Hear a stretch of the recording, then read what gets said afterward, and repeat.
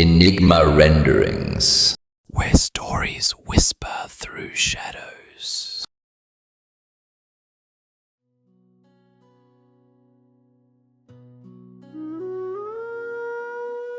Welcome back, everyone.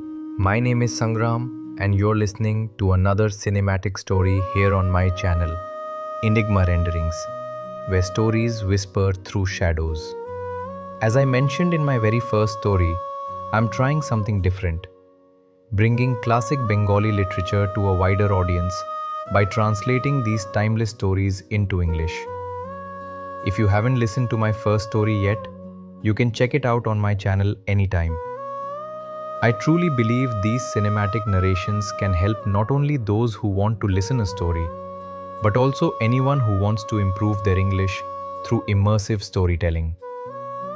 Today, I'm back with another classic mystery from the legendary Bengali author, Hemendra Kumar Roy, one of the finest creators of suspense, adventure, and supernatural fiction in Indian literature. Known for his gripping suspense, eerie atmospheres, and unexpected twists, his stories continue to captivate readers even today.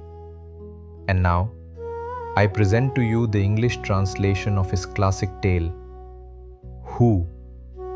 A story where a stormy night, a shadowy figure, and unanswered questions come together to create an unforgettable mystery. This is Enigma Renderings, your home for cinematic storytelling in English.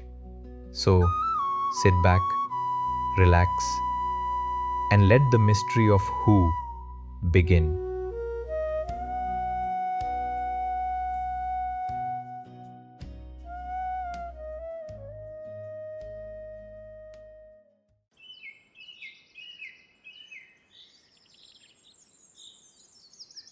I was traveling through Orissa, just me and Ruplal. After wandering through various places, we finally reached Bhubaneswar. One afternoon, we went to visit Khandagiri and Udayagiri. Before leaving, a local guide warned us. Be sure to return before evening. The hills have become dangerous. A man-eating tiger has been prowling there. It has killed 5 people within a month.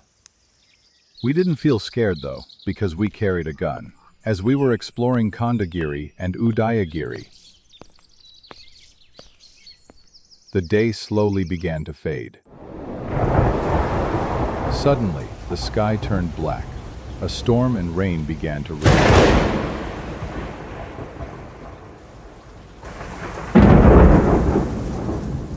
We hurried back and took shelter inside the Dak bungalow.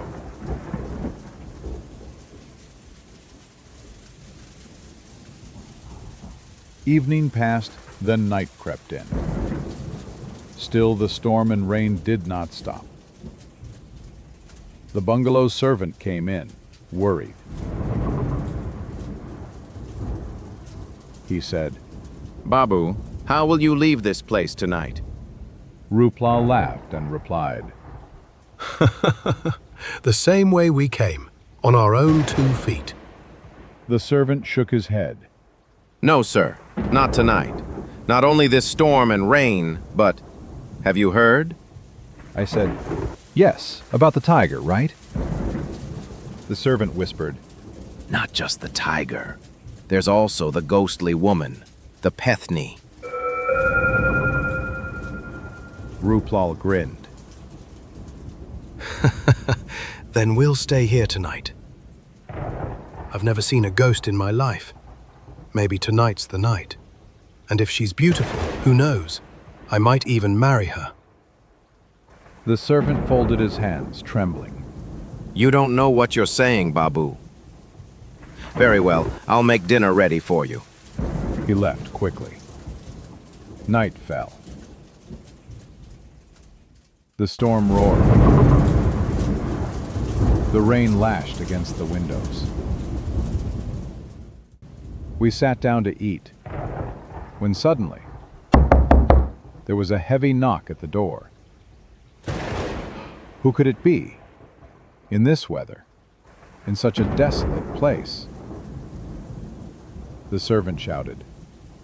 Who's there? From outside came a woman's voice. Please open the door. The tiger, it'll kill me. The servant froze, shaking violently. I said, "Why are you standing there like that? Go open the door." But he didn't move. Ruplal chuckled at his fear and walked toward the door. The servant blocked his path, pleading. No, Babu, please. Don't open it. That's not a human voice. Ruplal grinned. Didn't I say I wanted to marry a ghost? If she's not human, that makes her perfect for me. From outside, the woman screamed again. Tiger, tiger, save me. Ruplal pushed the servant aside and unlatched the door.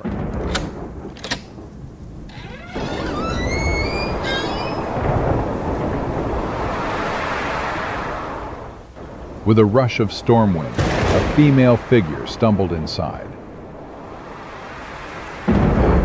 Before we could see her face, the wind blew out the lantern's flame. Darkness filled the room. The servant cried out in terror. The storm raged. Trees moaned outside.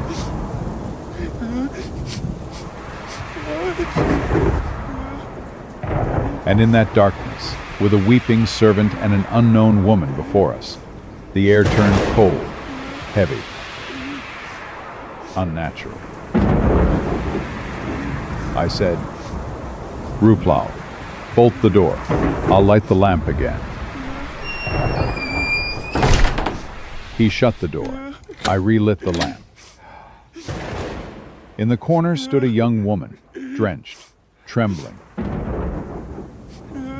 Her loose hair clinging to her face and shoulders. She couldn't have been more than 18 or 19. On the floor nearby, the servant knelt, crying softly. The woman asked softly, Why is that man crying like that? Ruplal said, He thinks you're a ghost. The woman shivered, pushing her hair back. Do I look like a ghost? Anyway, you saved me from death. I'm deeply grateful. She told us she had come to see Kandagiri, but when the storm hit, she hid in a cave. Later she heard a tiger roar close by and fled in terror, finally reaching our bungalow. Ruplal offered her his silk shawl. Your clothes are soaked. Go change in the next room and use this for now. But what will you eat? We've already had dinner. We dimmed the lamp and lay down, placing the gun between us. Outside, the rain beat on the hills, a rhythmic dance of nature's fury. Ruplal whispered. Brother, doesn't her story sound strange to you? I said, "Why?" She's alone, young, without jewelry, without sindoor. Nothing about her feels ordinary. I turned away.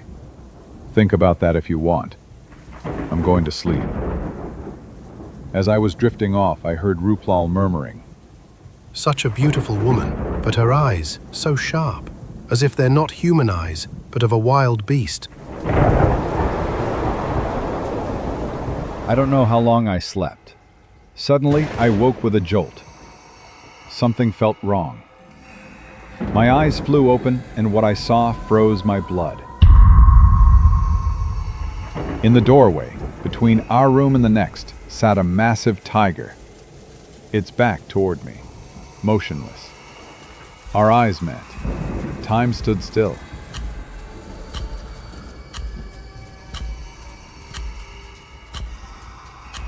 Slowly, I reached for the gun. The tiger crouched low, ready to leap. I fired. The tiger rolled over and vanished into the darkness.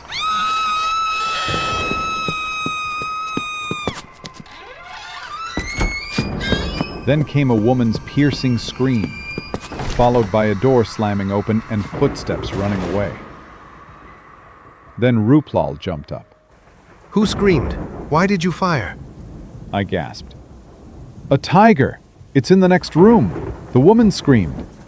Ruplal cried. Oh no, the tiger must have attacked her. We ran into the next room. It was empty. The door stood open, rain lashing in. Ruplal whispered in despair. She's gone, dragged away by that beast. But how did it get in here? I didn't reply. My eyes had caught something on the floor. A trail of blood leading out the door. Footprints, human footprints, one after another, soaked in blood. Look, Ruplal, isn't this strange? No tiger's paw marks, only human footprints. Ruplal stared, pale. Yes.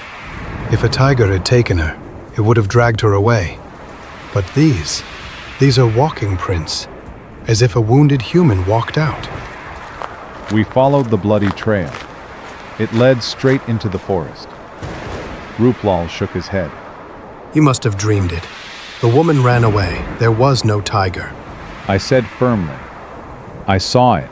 I shot it. He snapped. Then where are the paw marks? None here, only her footprints. Maybe your bullet hit her. A terrifying thought struck me. I grabbed Ruplal and dragged him back inside. Bolting the door, I whispered, Ruplal, people say sometimes a tiger isn't a tiger at all. It's something else. The woman who came tonight, who was she? I fired at a tiger, but a woman screamed. What does that mean? Who was she? Who? Ruplal stared at me in shock. So, the servant was right then.